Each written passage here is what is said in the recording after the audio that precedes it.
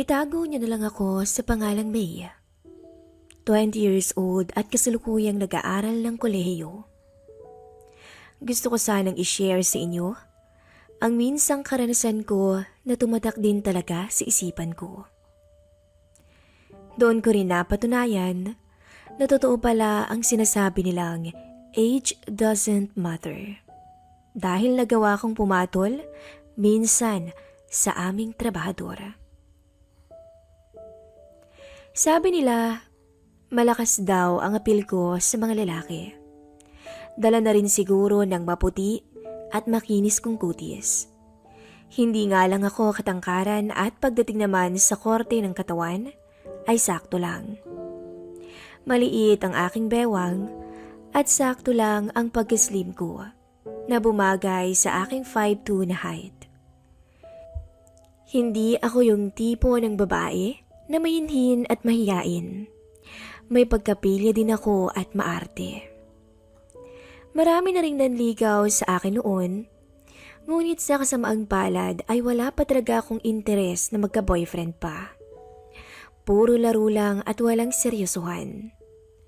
Gusto ko lang din munang makatapos sa aking pag-aaral dahil iyon ang pangako ko sa parents ko. Hindi ko nga alam kung ba't panay pa rin ang papansin ng kung sino-sinong lalaki sa akin.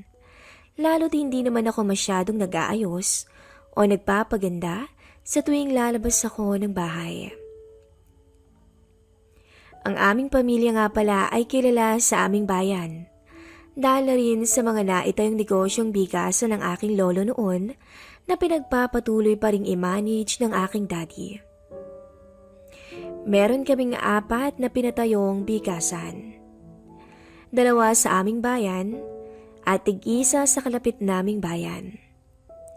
Malakas pa rin ang benta at meron din kaming mga trabahante. Pero ni minsan ay hindi ako pinagtrabaho ng aking tatay sa kanyang negosyo. Maging sa mga branch ng aming bigasan dahil sa ayaw niya lamang at iisa lamang akong anak.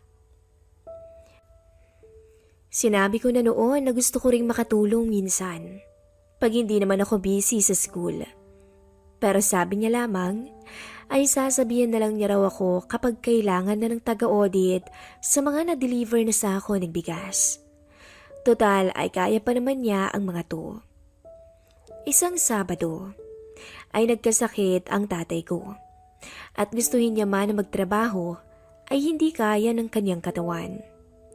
Ngayong araw ang delivery ng truck ng bigas at kailangan may mag-audit sa bilang ng sako na dadating para makapag-issue ng bayad. Gustuin man din ng aking mom na puntahan ay hindi ito pwede. Dahil na rin sa kailangan niyang asikasuhin at bantayan si dad. Makikiusap sana sila sa kanilang kumpare. Ngunit nagsuggest ako na ako na lamang dahil kaya ko naman to at hindi naman siguro magtatagal. Ma, ako na lang pong pupunta sa warehouse natin sa bayan. Hindi naman siguro matagal ang pag-audit at bibilangin lang naman ang sako ng bigas na i-deliver sa atin. Question ko. Itatanong ko pa sa dad mo. Alam mo naman na ayaw kanya munang pagtrabahuhin doon, lalo't mainit. Naiintindihan ko naman. Kaso sa kalagayan niya, hindi talaga siya makakapunta sa oras sa dumating ng delivery. Sabi ko, sige, at sasabihin ko anak. Nag-usap ang parents ko tungkol sa pamimilit kong tumulong muna pansamantala sa kanilang negosyo. Hindi din naman ako nag-e-expect na payagan ako. Maya-maya pa ay lumabas na ang mom ko at dala ang MacBook na ginagamit sa store. Nakangiti ito. Pumayag naman siya. Sabi niya ay dadating daw ang truck sa 3:00 ng hapon. Dahil sa wala din magdadrive sa'yo, magbiyahe ka na lang muna pabayan. Madali lang naman ang mag-audit. Tinuruan ako ni mom kung paano ang ginagawa nila na pagbibilang ng per sako ng bigas dahil may iba't iba pala tong kilo. Akala ko ay bibilangin ko lamang. Hindi ko ito masyadong naintindihan pero may mga importanteng bagay naman akong nilagay sa aking notebook. Naligo at nagbihis na ako makatapos kaming mananghalian. At 2:00 ng hapon ay nagpaalam na ako sa bahay para umalis at bumiyahe. Hindi ganoong katagal ang biyahe papuntang bayan. Ito ay kalahating oras lang. Nakarating ako sa aming warehouse at pagdating ko pa lamang ay nakita ko na ang mga trabahante naming mga kargador. 4 silang nandito. Ang 3 ay taga dito lamang din sa aming bayan. Ang isa naman ay ang nag-i-stay dito sa warehouse para magbantay. Siya ay si Mang Rohel. Stayin siya sa aming warehouse sa kadahilan ng kailangan din namin ng magbabantay sa gabi. Lumapit ako sa kanilang 4 at nagpakilala. Nakamaong shorts lamang ako at puting t-shirt dahil sa init. Magandang araw po. Ako po si May, anak po ako ni Ramil. Ako pong mag-audit ng dadating na delivery ng bigas ngayon. Sabi ko sabay ngiti. Napansin kong napatingin silang 4 sa akin. Ang 3 ay ngumiti din at tumango. Medyo bata pa ang mga to. Siguro ay nasa mid-20s. Si Mang Rohel naman ay nakipag-shake hands sa akin at ngumiti din. Hindi maikakailang napansin ko agad ang gaspang ng kanyang palad dahil na rin sa kanyang trabaho bilang kargador. Maya-maya, umalis na ang 3 at nagsimula ng mag-ayos ng ibang sako na na-deliver kahapon. Si Manong Rohel naman ay nakaupo pa lamang at mukhang nagpapahinga at napagod. Napatingin ako sa kanya. Iba talaga ang body build ng isang batak sa trabaho o batak sa buhatan. Talagang nakakamangha. Pansin kong maskulado man ang matanda ay may kalakihan ang tiyan nito. Siguro dahil may edad na si Manong. At nakwento pa ni Dad na mahilig daw itong mag-inom para makatulog ng maayos. Medyo dark din ang kompleksyon ng kanyang balat at medyo long hair at may balbas at bigote. Bigla itong tumingin sa akin at napangiti ng nakakaloko. Umiwas naman agad ako ng tingin at baka kung ano pa ang isipin niya. Sa mabilis sa sandali, ay napansin kong kakaiba to kung tumitig. Parang feeling ko type niya ako. Pero hindi ko alam kung namalikmata lamang ako o talagang ganoon siya tumingin sa mga babae. Ipinang sa walang bahala ko na lamang to dahil baka hindi ako makafocus sa trabaho. Dumating ang delivery ng bandang 3:30 ng hapon. Na-late ito dahil daw sa checkpoint sa kabilang bayan. Nakalimutan ko na may curfew nga pala sa aming probinsya nung time na yun, na hanggang 5:00 lamang ng hapon. Pagpatak ng 5 p.m. ay kailangan na naming magsarado. Ilang oras na ang lumipas at hindi ko napansin na 9:00 na pala kami natapos. Nagpaalam na ang 3 at paglabas ko ay wala na ring biyahe. Tumawag ako sa bahay at sa kamalas-malasan ay hindi nila ako masusundo dahil sa tumaas daw lalo ang lagnat ni Dad. Nagsuggest si Mom na maghintay pa ng kaunti at baka daw may dumaan na biyahe. Pero kung wala daw, ay pwede naman akong magpaumaga sa quarters na pinagtutulugan ni Dad dito sa warehouse. 2 oras ang nakalipas. Ay sumuko na ako at bumalik ng muli sa warehouse. Nakita ko si Manong Rohel na nakaupo at may hawak na alak. Si Mang Rohel ang pinaka-pinagkakatiwalaan ng aking parents dahil na din sa trabahante na to ng lolo ko pa noon. Pagdating kasi sa trabaho ay wala ka talagang masabi. Pinagmasdan ko sila kanina habang nagbubuhat ng delivery. Kahit may edad ay nasasabayan niya pa rin ang mga kabataang trabahante. Sa edad niya halos di man lang to hinihingal. Kaya siguro isa siya sa mga manggagawa namin na hindi kayang bitawan dahil sa maayos nitong trabaho. Dumiretso na ako sa kwarto na sinabi sa akin kanina. May lock naman to at nag-cellphone muna ng sandali. Imbis na antukin, ay lalong hindi ako nakatulog. Mag-aalas 10 na noon, pero hirap pa rin akong makatulog. Siguro dahil hindi ako sanay sa lugar. Dahil doon, bigla kong naisip na lumabas muna upang makipagkwentuhan kay Manong Rohel. Hindi naman ako natakot dahil alam kong mabait siya base sa kwento sa akin at sa aking naobserbahan. Binuksan ko ang pinto at naglakad patungong warehouse.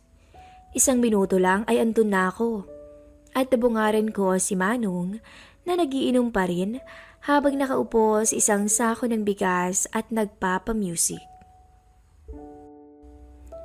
Hi Manong, lasing ka na yata dyan ah. At ngumiti ako. Ilang segundo rin bago nakasagot si Manong Rohel.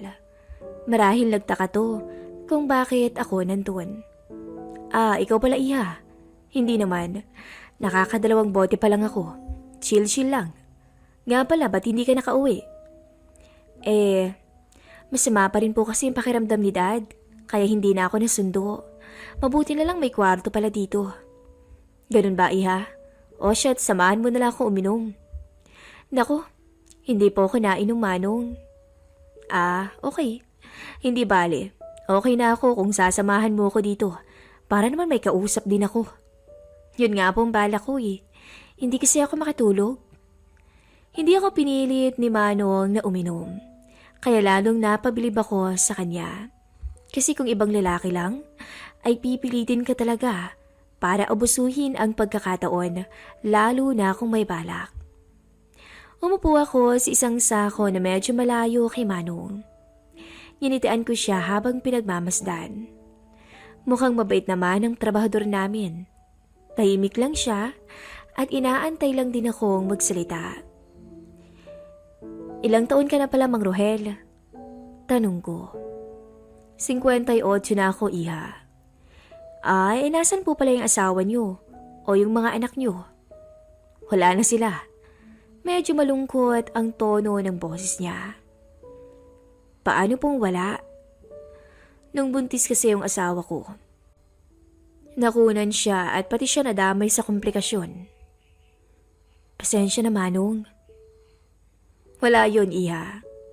Matagal na rin yun at siguro 31 pa lang ako nung mangyari yun. Ganun po ba? Sige nang haho, pahingi ako niyan. Medyo nakonsensya at naawa naman ako sa kanya ng mga oras na yun. Bigla siyang nalungkot sa tanong ko. Kaya naisip ko na bawian na lang at samahan siyang tumungga ng beer. Inabot sa akin ni Rohel ang isang inka ng beer na mukhang binili pa niya sa 7-Eleven or somewhere. Natry ko na rin uminom lalo kapag may okasyon ay umiinom din talaga ako. Mapa beer or wine. Wag lang hard drinks. Pero aminado kong mabilis akong matamaan ng alak.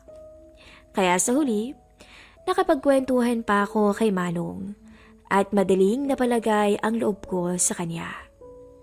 Kuwela din pala si Rohel. Kaya di ko namalayan na nakadalawang inkan na pala ako ng beer at nagulat ako dahil hindi ko rin napansin na magkatabi na kami ni Manong. Well, dahil siguro umiikot na rin ang paningin ko sa kalasingan. Okay lang naman sa aking lumapit siya. Mabait naman to kahit pa paminsan-minsan ay napapansin ko nakasulyap siya sa legs ko. Natural lang yun sa isang lalaki at sanay na ako dun. Nga pala Manong, hindi na kayo nag-asawa ulit? Tanong ko. Naku iha, ilang beses na akong nanligaw pero tinawanan lang ako. Paano? Matanda na ako at pangit pa. Siguro nandidiri na lang sila sa akin. Wala naman sa itsura Manong. Mabait ka at masipag. Nagpatuloy ang kwentuhan namin tungkol sa mga buhay namin. At maya-maya lang, hindi ko alam, pero bigla na lang akong napayakap sa braso ni Rohel. At isinandal ko ang ulo ko. Pwedeng dala ng antok o dahil sa aking kalasingan. Maya-maya, namalayan ko na lang ang haplos ng trabahador namin sa bewang ko na alam kong hindi pangkaraniwan at may ibang ibig sabihin. Pero imbis na tumutol, ay unti-unting nagliyab ang aking pagkatao. Napakagatlabi ako nang mapadako si Manong sa legs ko. Napasulyap ako sa mukha ni Rohel, ngunit isang malambing na halik ang isinalubong niya sa akin. Sa puntong yun, hindi na ako nakatanggi pa. Nadala ako sa sitwasyon at kalasingan kahit pa amoy pawis si Manong. Pumayag akong inihiga ni Rogelio sa ibabaw ng nakahilerang 2 sakong bigas. Wala na akong nagawa ng oras na yon, kung hindi ang magparaya. Unti-unting nahulog sa sahig ang mga suot ko. Hanggang sa tuluyang pinatunay ni Manong Rohel ang husay niya, hindi lang sa trabaho, kundi pati na rin sa kama. Hindi ko malilimutan ang gabing iyon sa warehouse kasama ang matandang trabahador sa hindi malilimutang sandali. Ang tanging mga sako ng bigas ang naging saksi sa aming nakaw na sandali. Ako man ay nawala sa sarili at napayakap na lang ng mahigpit sa kanya. Halos maiyak sa saya ang matandang kargador namin. Dahil sa gabing yun, ay dumaan ako sa buhay niya kahit pa ito'y panandalian lamang. Sa pagod, hindi ko namalayang dinala niya ako sa kwarto at kinumutan. Mabait talaga si Rohel. Marahil dahil naakit siya sa akin at dahil na rin sa kalasingan namin kaya lang nangyari ang lahat ng yun. Kinabukasan, nang makauwi sa bahay, kinausap ako ni Dad. May, sabi sa akin ni Rohel, bilib daw siya sa'yo dahil ang husay mo daw kahapon sa warehouse. Napaisip tuloy ako. Double meaning kasi yun para sa akin. Napangiti na lang ako ng palihim. Simula noon, kapag dumadalaw ako sa warehouse, ay hindi ko maiwasang mapangiti kapag nakakasalubong ko si Mang Rohel. Hindi naman ako nagsisisi nang ibigay ko sa kanya ang sarili ko ng gabing yon. At kung tatanungin niyo ako kung ba't ako pumatol sa isang trabahador, ito ay dahil na rin siguro sa awa. Hanggang dito na lamang po at paalam.